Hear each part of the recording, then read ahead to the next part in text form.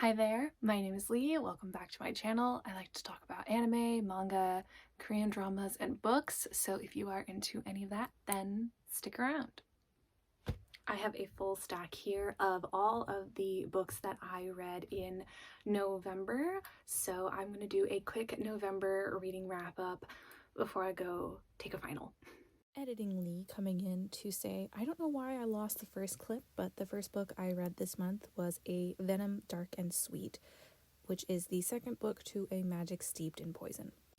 The first book in the series is much more heavy on the tea competition, the court system, and figuring out what is going on with the poison tea and the king and all of that. This book is much more heavy on actual action, figuring out the source of the poison tea, and just a lot more fighting, not as much of the light romance aspect of it. So it's got like a very different vibe. My problem was I felt like the main character in this, I felt like she had a very big switch in the vibe that she had from the first book to this book. This book, she has a bite to her. Like she's got like a bit more of like a sharper tongue, and I felt like there was like a big transition without really writing about the internal process of that transition, which I really missed. But overall, I still really loved the writing. I felt like the ending was just a little bit rushed with some things. But overall, I mean, I didn't love the ending, but I found it a satisfying ending, if you know what I mean. The second book that I read in November, I wasn't planning on reading in November, but I picked it up and had to read it immediately, was the first book in the Kingsman series, I think is what Anna Huang is calling it, but it was the King of Wrath book.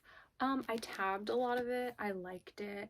I'm now currently reading King of Pride, and I can say I prefer King of Pride over this.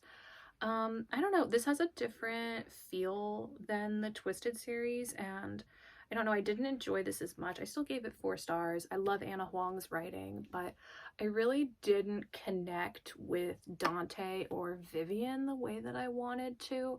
I don't know, like it felt fast-paced and slow at the same time, which was like a weird feeling when you were reading it.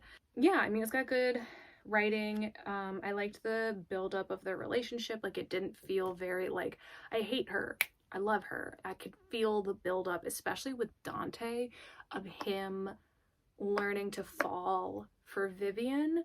I don't know, I just didn't love Dante. Like I thought some of the things that he did was really sweet, but yeah, I don't know, like the whole, like it's very much like blackmail, arranged marriage tropes, which are fine, not my favorites. So I feel like that was just like a big part of it for me, was I didn't love that aspect of the trope, you know? But overall, still really good. I don't think he'll be my favorite in the series, but I'm curious to see as more. I think the guy in the third book is going to be my favorite. I think the third will be my favorite. I can't remember what that one's called. King of Greed? Yeah, King of Greed. The one where they're already married. I think that one is going to be my favorite. The third book that I read really shocked me. I read Legendary in the Caraval series, and if you saw my October video, really thought I wasn't gonna like this book because I didn't like Donatella. And I was kind of prepared to like force myself to read this. I did like a reading vlog to help me read it. I didn't need that. I could not put this down. I loved this so much more than the first book. The first book, I think, set up the world of Caraval really well, whereas this book did a really good job of introducing the Fates, who we'll see later in the Once Upon a Broken Heart series. We meet Jax, who is involved in the Once Upon a Broken Heart series, which is why I've been reading this, and I'm excited to see more of him because I feel like it like piqued my interest in him. And with this, I learned a lot about Dante. You learn a lot about Donatella, and I actually like her more now than I did before. I understand her motivation for doing things, why she acts a certain way. I just liked her more now that I've read this, and I was hoping that I would get that in this book, so yay. Dante having the descriptions of like the dark fallen angel, I am obsessed with. I love that so, so, so much. That's one of my favorite kind of images of like black angel wings and all of that, so he immediately became my favorite. You learn a lot more about legend in this book, so I feel like Caraval sets you up for the world of Caraval. Legendary, you learn a lot more about legend. And now this month I am going to be reading Finale, so I'm curious to see how that wraps things up. Like, I feel like this could have ended, that's not true, this, I would have hated if this ended the series the way it did. I wouldn't say it leaves you on a cliffhanger, but it does leave you with lots and lots of questions, so I'm excited. I also liked in this book how it included lots of letters in it, like handwritten letters from Donatella and like different like clues and things, and like the writing. I thought that was a nice like touch in this book. The next book that I read, I feel bad giving a bad review to because a friend of mine bought it for me, but she hadn't read it before she gave it to me, so I don't feel too bad. But I almost DNF'd it, but I pushed through, which I also feel bad about because a lot of people that I've seen reviews of this book for really loved it, and I wanted to like it because I think it talks about things that a lot of authors don't want to touch, depression, mental health issues, a lot of things like that. But I read that bubbling feeling, and I don't know, I just did not like this. I think it's because I didn't like Kai, who's the female lead. Jonah was okay, and I saw growth in Jonah, but their childhood best friends, who he has had feelings for her their whole life, she ends up moving back to Spain, and she ends up, for like a series of reasons, she moves back, she moves in with him, he's in a band, and I don't know, this just felt so much longer than it needed to be. It's 300 pages, but this book is really big, so I feel like in like a normal sized printed book it would have been 400 or 500, and it just, I don't know, it didn't need to be. Yeah, I think I gave this like a 3 stars, but honestly I might give it 2.5. I don't know, it's just not for me. I didn't love the writing style, I didn't love the characters, I don't know, something felt missing, but I can't pinpoint what it is that's missing, and that's kind of bothering me that I can't figure out what it is. So yeah, I didn't tab it.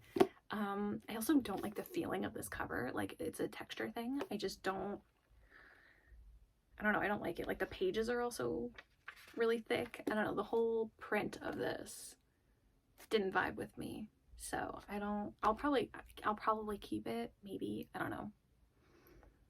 Yeah, I feel bad about this one. The next book that I read was Flawless by Elsie Silver, and I've been putting off reading the Chestnut Springs series because I wanted to buy all of them so I could just keep going through it like one a month, because I know I'm gonna love this. I've been told multiple times I'm gonna love it, and I already do. This is a 4.5 stars for me, mainly just because I'm not a huge bull riding fan, and I don't know, that was like the only thing I didn't like in this was the bull riding, and I wished it was more like cowboy, less bull riding, but like I know that's like the same world, but I know I'm gonna love the series overall. I loved the family, and I'm super, super excited to like meet some of the other brothers in more books. I think I'm going to like, I don't know who I'm gonna like the most. I'm kind of waiting, but I liked Rhett. He was super sweet, really cute. I thought he was very respectful.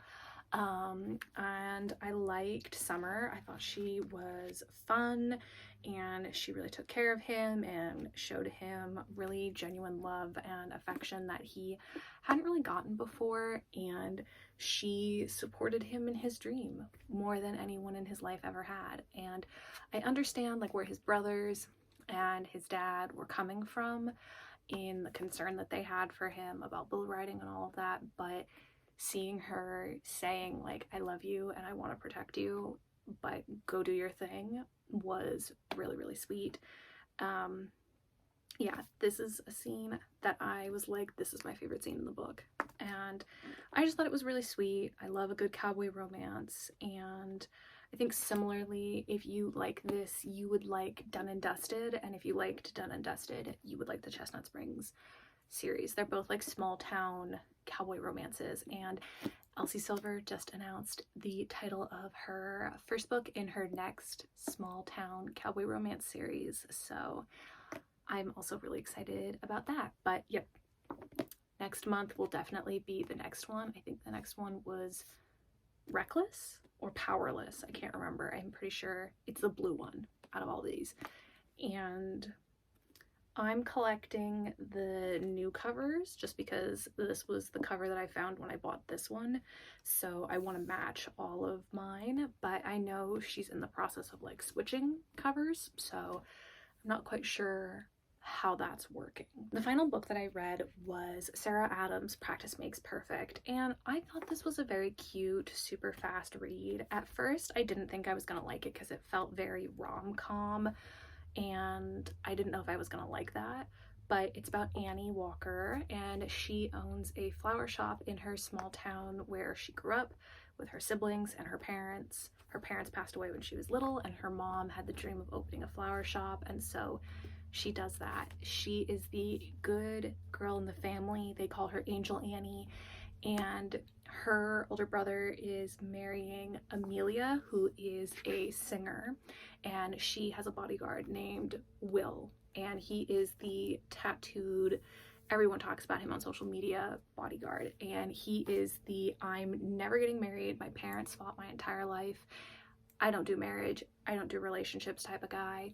And Amelia sets them up so the two of them have to practice dating for Annie. I was sold on this a lot on TikTok because people were like, oh, he helps her practice dating and other things, but this is not spicy. This is like a Fade to Black scene book, which is fine. I thought it was super sweet. The thing that like sold Will on it for me was he reads her romance books and he doesn't make fun of her for it like some of the other guys in this book do. He's super sweet, he's super respectful, he's afraid of commitment mainly because he's just scared to open up and trust someone again, and I get that. He is afraid of having a family and he's afraid of opening up, and Annie cracks his hard, cold little heart open and says, you're mine. And it's super sweet, it's super cute.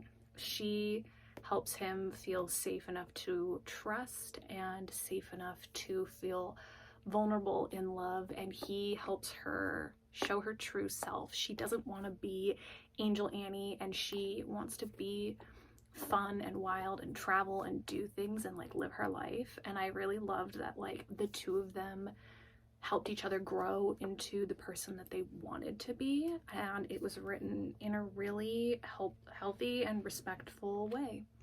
There is one point where I almost wanted to kill him, but it was just a like surprise kind of a thing, so we'll forgive him for that. Thank you so much for watching, and I will see you next month with my December reads and a lot of yearly wrap up. I can't believe we're coming to the end. I have about 2 weeks of finals between now and the end of the year and before the holidays, so we'll see how much reading I actually get done, but fingers crossed I'll be able to. So thank you for watching.